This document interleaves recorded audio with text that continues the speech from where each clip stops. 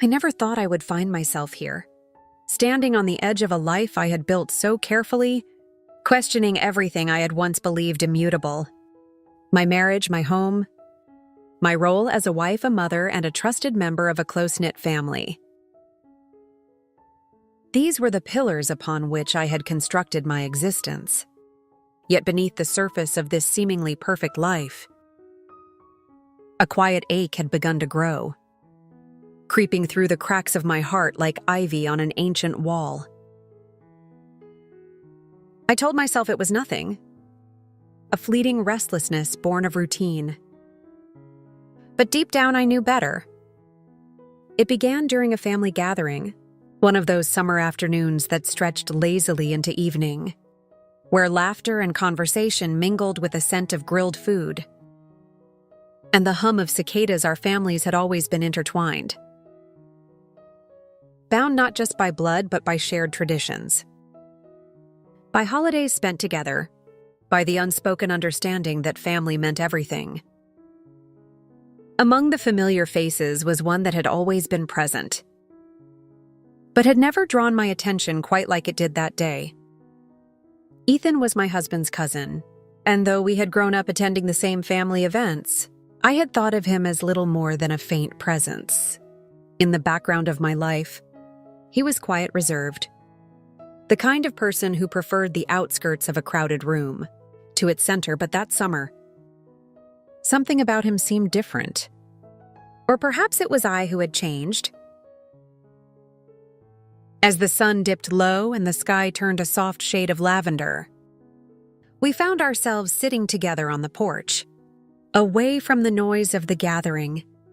Our conversation began as it always had, with polite inquiries and shared memories of past family reunions. But somewhere along the way, it shifted. There was an ease to our exchange that surprised me, a depth to his words that resonated in ways I hadn't expected. He spoke of his dreams, his struggles, his desire to find meaning in a world that often felt hollow. I listened, captivated not just by his words, but by the way he made me feel seen, understood in a way that I hadn't felt in years. It wasn't love, not yet, but it was something, a spark, a tremor, a quiet stirring in the depths of my heart. And it terrified me. In the days that followed, I tried to push the memory of that evening aside, to bury it beneath the weight of my responsibilities. But Ethan lingered in my thoughts, like the melody of a song I couldn't quite forget. I told myself it was nothing more than a momentary lapse, a flicker of connection. That meant nothing in the grand scheme of things. After all, I loved my husband. Daniel was a good man, kind, dependable, the sort of partner many women would envy.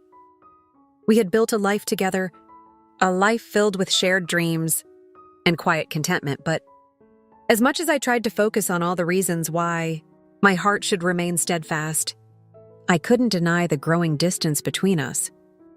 Marriage, I had learned, was not the fairy tale I had once imagined. It was not a constant rush of passion or an unending stream of happiness. It was compromise, routine, the slow weaving of two lives into one. And somewhere along the way, in the midst of raising children and paying bills, and navigating the mundane realities of adulthood, the spark between Daniel and me had dimmed. We still loved each other.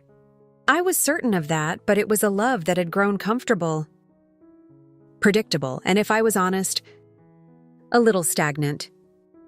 Ethan, with his quiet intensity and thoughtful gaze, felt like an echo of something I had lost. A reminder of the person I used to be before life became so heavy. Our interactions remained innocent at first. A shared smile across the room at another family gathering, a brief conversation in the kitchen while the others were occupied.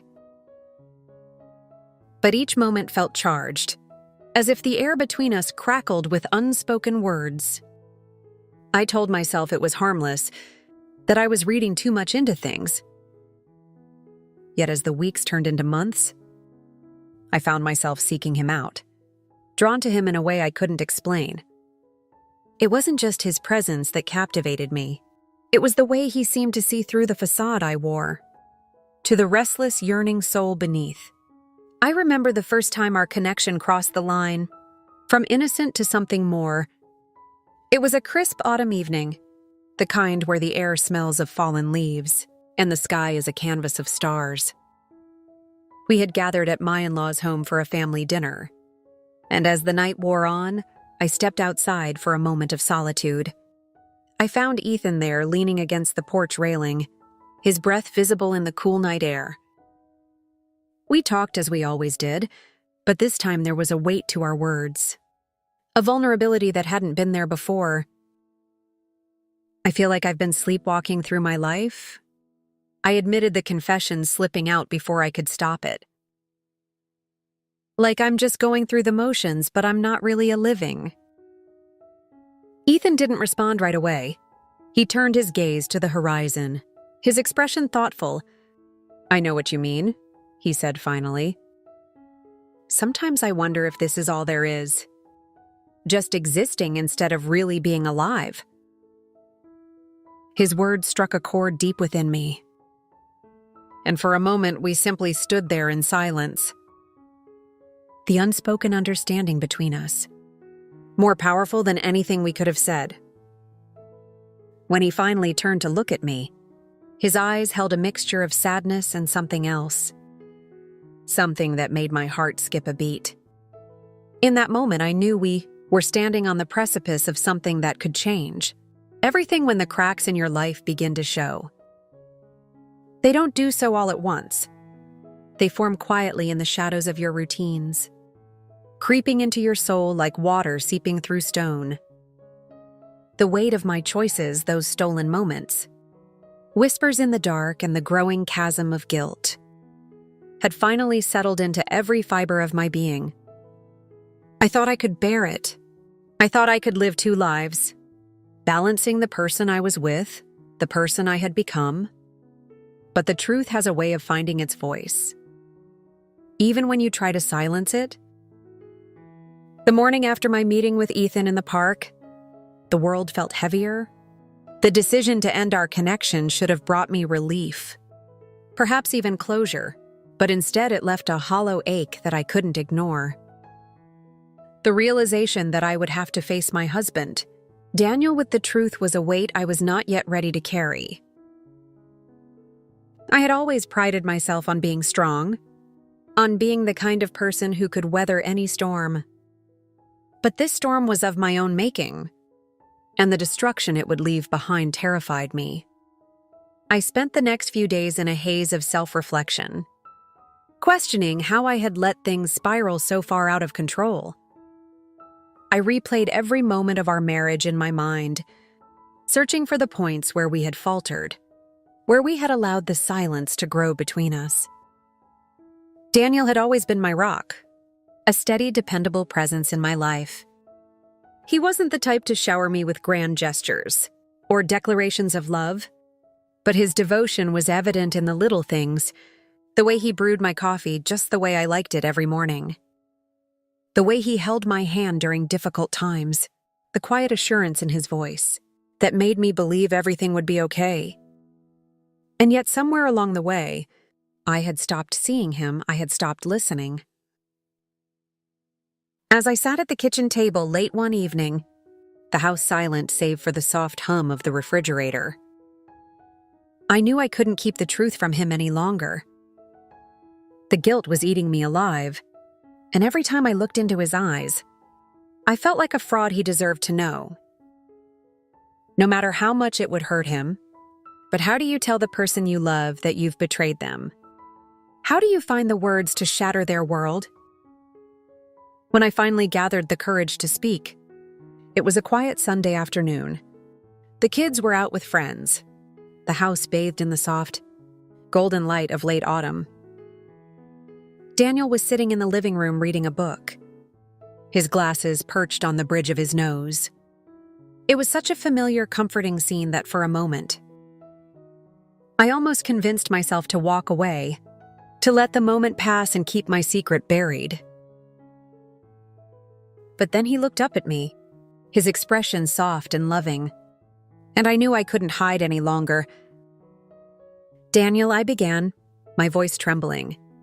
"Can we talk?" He set the book down, a faint crease forming between his brows. "Of course," he said, his tone calm but curious. "What's on your mind?" I sat down across from him, my hands clasped tightly in my lap. My heart was pounding so loudly I could barely hear my own thoughts. The words I had rehearsed 100 times in my mind suddenly felt inadequate. Small in the face of the truth I was about to reveal. "I need to tell you something," I said finally, my voice barely above a whisper. "Something I should have told you a long time ago."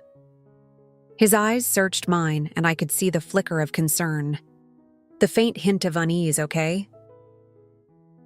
He said slowly, "I'm listening." And so I told him. I told him about the growing distance between us, the loneliness that had crept into our marriage, and the way I had allowed myself to seek solace in someone else. I told him about Ethan, how it had started, how it had grown, and how I had ended it. I didn't sugarcoat the truth or try to justify my actions. I simply laid it all out before him, raw and unfiltered, my voice breaking under the weight of my confession. When I finished, the silence that followed was deafening. Daniel stared at me, his expression unreadable. His hands clenched tightly in his lap. I could see the pain in his eyes, the betrayal, but also the effort it took for him to hold himself together. He didn't yell or lash out. He simply sat there absorbing the weight of my words. "How long?" he asked finally, his voice low and strained. "How long has this been going on?" "Months," I admitted, my voice trembling, "but it's over now." "I ended it, I swear to you, Daniel. I never meant to hurt you." "Stop," he said, holding up a hand. "Just stop." The look in his eyes broke me. It was a mixture of anger, sadness, and something else. Something I couldn't quite name. He stood up abruptly, pacing the room as if trying to make sense of what he had just heard. I wanted to reach out to him to tell him how sorry I was, but I knew that nothing I said could undo the damage I had done. "I need some time," he said finally, his voice tight. "I need to think." And with that, he walked out of the room, leaving me alone with the crushing weight of my guilt. In the days that followed, the atmosphere in our home was thick with tension. Daniel was distant, his conversations with me short and perfunctory. He threw himself into work, spending long hours at the office and coming home late. When he was home, he avoided me, retreating to the study or the bedroom without a word. The silence between us, once a quiet comfort, now felt like a chasm I couldn't cross. I wanted to reach out to him to beg for his forgiveness, but I didn't know how I'd broken something between us, something fragile and precious, and I didn't know if it could ever be mended. One evening, as I was cleaning up after dinner, he walked into the kitchen and leaned against the counter, his arms crossed over his chest. For a moment, he simply watched me, his expression unreadable. "We need to talk," he said finally, his voice steady but firm. I nodded, setting the dish I was holding back in the sink. "Okay," he gestured toward the dining table. And we sat down across from each other. The air between us was heavy with unspoken words, the silence stretching on until he finally broke it. "I've been thinking a lot about what you told me," he began, his voice measured. "And I need to know why. Why wasn't I enough for you?" His question cut deep, and tears filled my eyes as I struggled to find the right words. "It wasn't about you not being enough," I said finally, my voice cracking. "It was about me. I felt lost, disconnected, and instead of coming to you, instead of talking to you about how I was feeling, I made the worst mistake of my life. I let myself believe that what I was missing was something you couldn't give me, when the truth is, I never gave you the chance. He nodded slowly, his expression thoughtful. "I'm not saying I'm blameless," he said. "I know I've been distant at times. I know I've taken you for granted. But I never imagined you would turn to someone else." "I'm so sorry, Daniel," I said, my voice thick with emotion. "I know I've hurt you and I don't expect you to forgive me overnight. But I'm willing to do whatever it takes to make things right."